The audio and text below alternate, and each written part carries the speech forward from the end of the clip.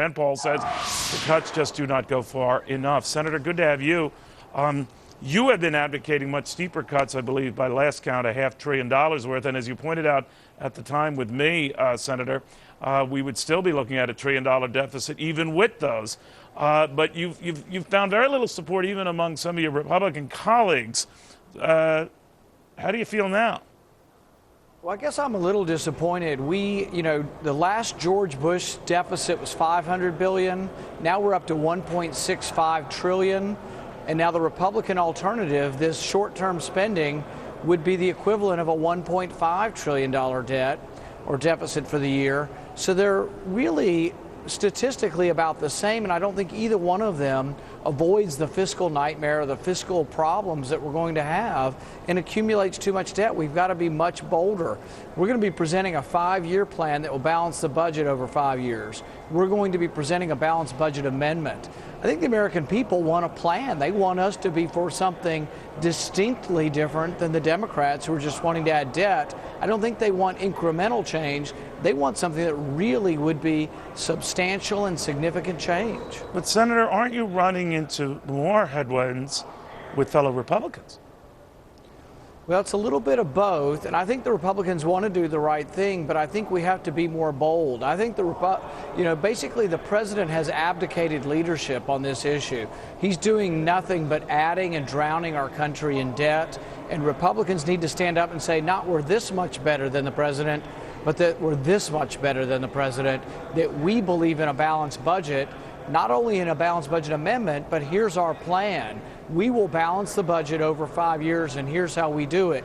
That's the boldness that the American people want. They want something distinctly different. They don't want something marginally different. But, marginal is what we get, Senator. And I said, even after we had you on last time, there are a lot of people saying, oh, his cuts are too severe and all of this. And what I admired about you then, I'll say now, is at least you're putting numbers up on the table. You're giving something for people to debate, and I don't see that out of colleagues on either side.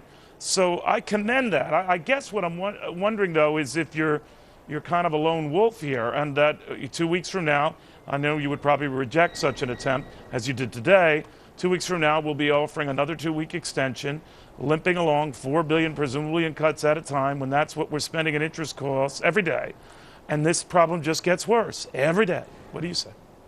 My fear is that if we do these incremental changes and we don't dramatically reform the government process, the budgetary process, that both sides, Republican and Democrat, lead us towards a fiscal crisis. I think we could face something like what happened to Greece, what is facing Japan, and what is facing most of the civilized world now is that we're way overspent, and it's going to take dramatic changes. It's going to take bold leadership, and I don't think we're seeing that, and we're going to try to inject into the debate and see if we can influence the debate in saying we have to balance our budget. Here's how we do it. We have to have a plan, not a 10-year plan or a 60-year plan. It has to be within the terms of someone's office. Someone has to step up and take responsibility for this debt. But, no offense, you're getting to be a skunk at your own picnic. I thought of your colleague, Mitch McConnell, what he had to say about this stopgap measure on today. This is from Mitch McConnell.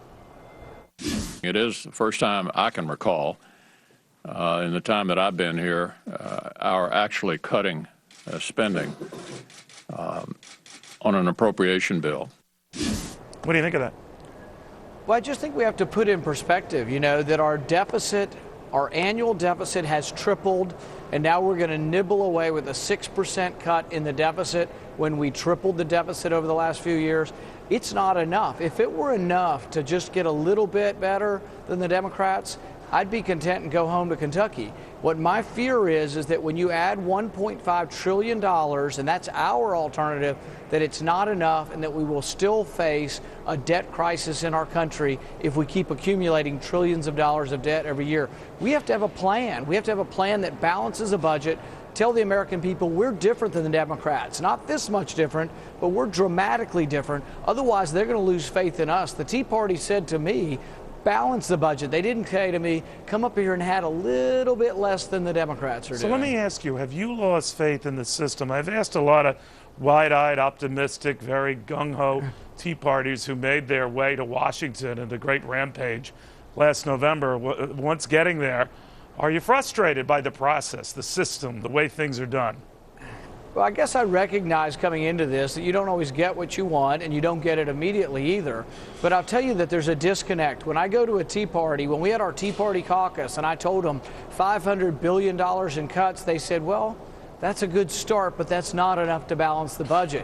When I take 500 to official Washington, they say, oh my goodness. They throw up their hands and say, we could never do that in 1 year. So it's a disconnect. The public is ready for significant cuts. The public is also ready to get around sort of the president who's not leading. They want leadership in Washington. Gotcha. We're also going to talk about Social Security reform next week, how we fix it. We're going to talk about what would have to be done to the age, whether we have to means test the expenditures from Social Security.